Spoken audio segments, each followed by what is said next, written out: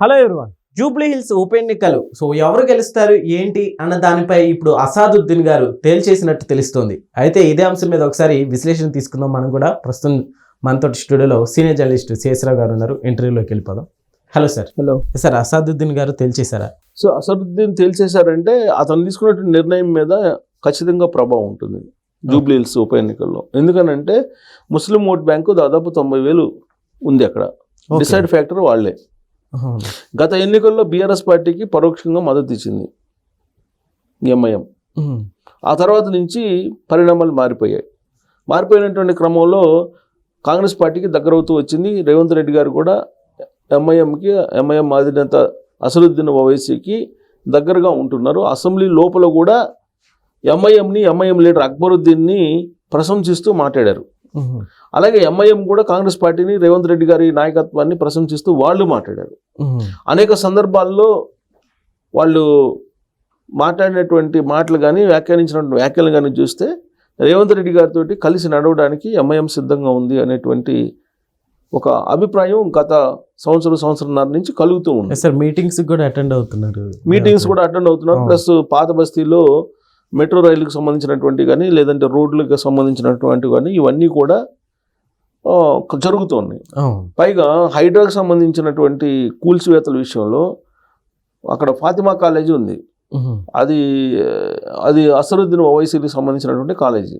So దాన్ని యాక్చువల్గా FTL పరిధిలో ఉంది, ఎందుకు కూల్చేయట్లేదని చెప్పి చాలామంది అడిగారు. అయినా కానీ దాని జోలికి ఎందుకు వెళ్ళలేదు మీరు అని అంటే, అది మైనారిటీ సంబంధించినటువంటి విద్యా సంస్థ ప్లస్ అకాడమిక్ ఇయర్ జరుగుతుంది. కాబట్టి ఈ అకాడమిక్ ఇయర్ అయిపోయిన తర్వాత అప్పుడు మేము మాట్లాడి దాన్ని FTL పరిధిలో ఉన్నటువంటి దాన్ని మేము కూల్చేయటం ఏదో చేస్తాము అని చెప్పారు.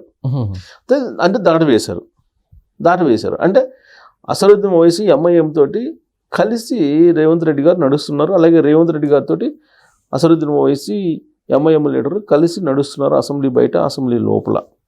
బీఆర్ఎస్ పార్టీ లీడర్లను కూడా చాలా సందర్భాల్లో విమర్శించారు. కేసీఆర్ గారి పరిపాలన కూడా విమర్శించారు అసదుద్దీన్ ఓవైసీ ఈ మధ్యకాలంలో. అక్బరుద్దీన్ ఓవైసీ కూడా అసెంబ్లీలో విమర్శించారు. అంటే ఈ పరిణామాలన్నీ చూస్తుంటే కనుక 2023 అసెంబ్లీ ఎన్నికల తర్వాత కాంగ్రెస్ పార్టీ, ఎంఐఎం కలిసి నడవబోతున్నాయి రాబోయే రోజుల్లో అనేటువంటి సంకేతాలు అయితే వినిపించాయి. కానీ అఫీషియల్గా ఇప్పుడు ఉప ఎన్నికల్లో ఎవరు పక్షాన ఉంటారనేది అనౌన్స్ చేయాలి ఎంఐఎం క్యాండిడేట్ని ఎంఐఎం క్యాండిడేట్ పెడుతుందా పెట్టదా అని అంటే ఎంఐఎం క్యాండిడేట్ని పెట్టదని చెప్పేసి ఇప్పుడు వరకు అనుకున్నారు. కానీ ఎంఐఎం క్యాండిడేట్ని పెడుతుందా పెట్టదా అని చెప్పి అసదుద్దీన్ ఓవైసీని అడిగితే ఏది క్లియర్ చేసి చెప్పట్లా. క్యాండిడేట్ని పెడతారా పెట్టరా అని ఆయన అడిగితే ఆయన ఇచ్చిన సమాధానం ఏంది, గత ఎన్నికల్లో మేము బీఆర్ఎస్ పార్టీకి సపోర్ట్ చేసాం. సో కాంగ్రెస్ పార్టీతో కలిసి వెళ్తామా లేదా అనేది మేము ఇప్పుడే చెప్పలేము అని చెప్పారు. అంటే చెప్పలేము అంటే ఆయన యాక్చువల్గా కాంగ్రెస్ పార్టీతో కలిసి నడుస్తారు అనుకున్నారు అందరూ. ఎందుకు నవీన్ యాదవ్ని జూబ్లీ హిల్స్ అభ్యర్థిగా కాంగ్రెస్ పార్టీ ప్రకటించింది. నవీన్ యాదవ్ 2014 ఎన్నికల్లో ఎంఐఎం తరఫు నుంచి పోటీ చేశారు. 2018 ఎలక్షన్లో ఇండిపెండెంట్గా పోటీ చేశారు. 2023 ఎన్నికల ముందు ఆయన కాంగ్రెస్ పార్టీలో చేరాడు. సో ఇది ఆయన ప్రస్థానం. అంటే ఎంఐఎం తోటి కలిసి నడిచినటువంటి నాయకుడు నవీన్ యాదవ్ జూబ్లీ హిల్స్లో కాంగ్రెస్ పార్టీ అభ్యర్థి. సో పూర్వపక్షాలు ఎంఐఎం తోటి ఉంటాయి కాబట్టి ఎంఐఎం అభ్యర్థిని పెట్టదు అని చెప్పేసి సర్వసాధారణంగా సహజంగా భావించేటువంటి వాళ్ళు చాలామంది ఉన్నారు. ఆ విషయాన్ని క్లారిటీ తీసుకోవడానికి ప్రయత్నం చేసినప్పుడు అసదుద్దీన్ ఓవైసీ తాజాగా లేటెస్ట్గా కొద్దిసేపటి క్రితం చేసినటువంటి వ్యాఖ్యలు ఏంటంటే, మేము ఇంకా నిర్ణయం తీసుకోలేదు అభ్యర్థిని పెట్టాలా లేదా అనేది. మేము గత ఎన్నికల్లో బీఆర్ఎస్ పార్టీతోటి ఉన్నాం. మేము ఇప్పుడు ఏ డెసిషన్ తీసుకోవాలి అనేది ఇంకా మేము ఫైనల్ చేసుకోలేదు అన్నారు. అంటే దాని అర్థం ఏంటి, గత ఎన్నికల్లో మేము మద్దతు ఇచ్చాం బీఆర్ఎస్ పార్టీ కంటే ఈ ఎన్నికల్లో కూడా మాది అదే స్టాండ్ ఉంటుందా, కంటిన్యూ అవుతుంది అనేటువంటి యాంగిల్లో ఆయన మాట్లాడాడు.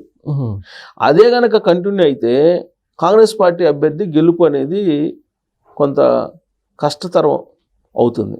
అందుకే రేపు కాకుండా ఎల్లుండు రేవంత్ రెడ్డి గారు అసదుద్దీన్ ఓవైసీతో భేటీ అవుతున్నారు. ఆ భేటీలో వచ్చేటువంటి సారాంశం ఆధారంగా జూబ్లీ హిల్స్ ఫలితం ఎలా ఉంటుంది అనేదాన్ని మనం అంచనా వేయచ్చు. ఇన్ కేసు కాంగ్రెస్ పార్టీకి వ్యతిరేకంగా కనుక ఎంఐఎం పనిచేయాలనుకుంటే జూబ్లీ హిల్స్ ఉప ఎన్నికల్లో అంత ఈజీగా కాంగ్రెస్ పార్టీ అభ్యర్థి గెలవడానికి అవకాశం ఉండదు. అలా కాకుండా బేషరతుగా మేము కాంగ్రెస్ పార్టీకి మద్దతు ఇస్తున్నామని చెప్పి ఎంఐఎం కనుక ప్రకటిస్తే నల్లేరు మీద నడకలాగా కాంగ్రెస్ పార్టీ అభ్యర్థి నవీన్ యాదవ్ గెలిచడానికి అవకాశాలు కనిపిస్తూ ఉన్నాయి. ఓకే. ఇది యాక్చువల్గా అసదుద్దీన్ ఓవైసీకి సంబంధించినటువంటి ఒక విశ్లేషణ, ఆయన అభిప్రాయం ఏం చెప్తారనేది. అయితే ఇప్పుడు ఎంఐఎం ఇప్పుడు తీసుకున్నటువంటి నిర్ణయాన్ని బట్టి ఆ పార్టీకి సంబంధించిన భవిష్యత్తు కూడా ఉంటుంది. ఎందుకు అని అంటే ఉప ఎన్నికలకు ఆ పార్టీ భవిష్యత్తు ఏంది అనుకోవచ్చు.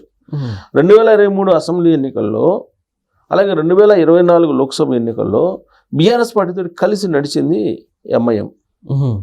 ఆ సందర్భంగా అసదుద్దీన్ ఓవైసీ కంటిన్యూగా హైదరాబాద్ ఎంపీగా గెలుస్తూ వస్తున్నాడు. ఎంఐఎం తప్ప రెండో పార్టీ గెలవదు, అక్కడ ఎంఐఎం గెలుస్తూ వస్తుంది. ఆ పార్లమెంట్ పరిధిలో 7 నియోజకవర్గాలు ఉన్నాయి. ఈ 7 నియోజకవర్గాల్లో భారీ మెజారిటీ వచ్చేది గతంలో. కానీ అసెంబ్లీ ఎన్నికల్లో కానీ లేదా లోక్సభ ఎన్నికల్లో కానీ ఎంఐఎం పార్టీకి వచ్చినటువంటి ఓట్లు చాలా తక్కువ. ఒక కాన్స్టిట్యున్సీలో అయితే అసలు చావు దప్పి లొట్టబోయిందని అంటారు. ఆ స్థాయిలో గెలిచాడు ఎంఐఎం అభ్యర్థి.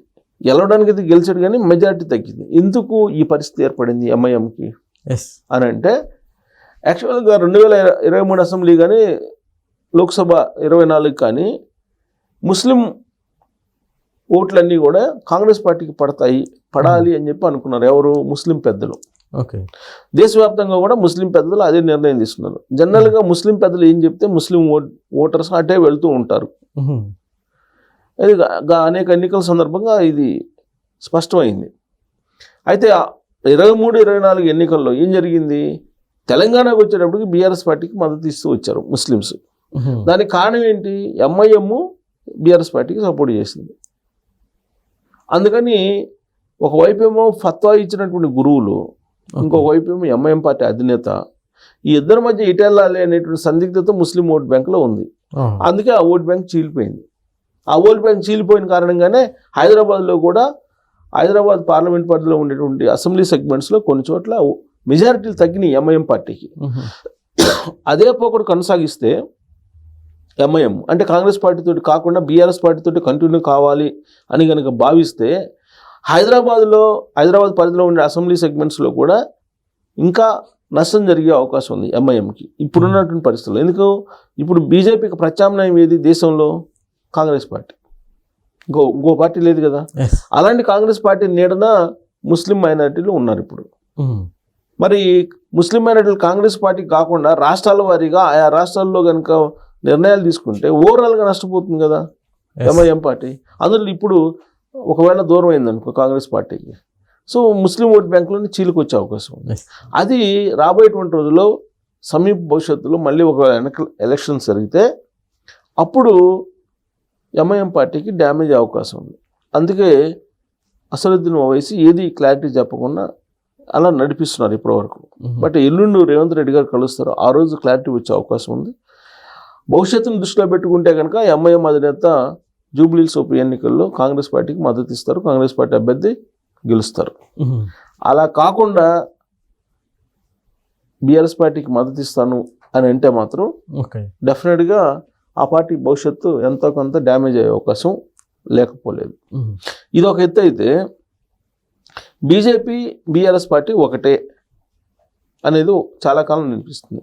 అలాగే ఎంఐఎం కూడా అసదుద్దీన్ ఓవైసీ నరేంద్ర మోడీ గారు ఏం చెప్తే అది వింటారు అనేది ఒకటి వినిపిస్తుంది.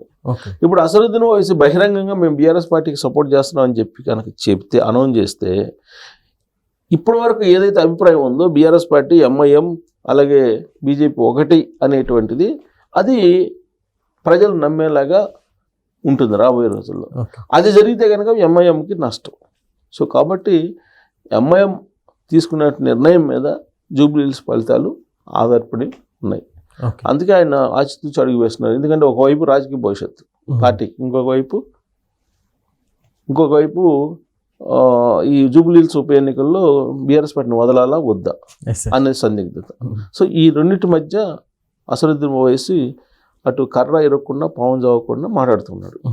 సో దాని క్లారిటీ వస్తే కానీ జూబ్లీహిల్స్ ఫలితం ఎలా ఉంటుంది అనేది స్పష్టత రాదు. Okay sir, thank you.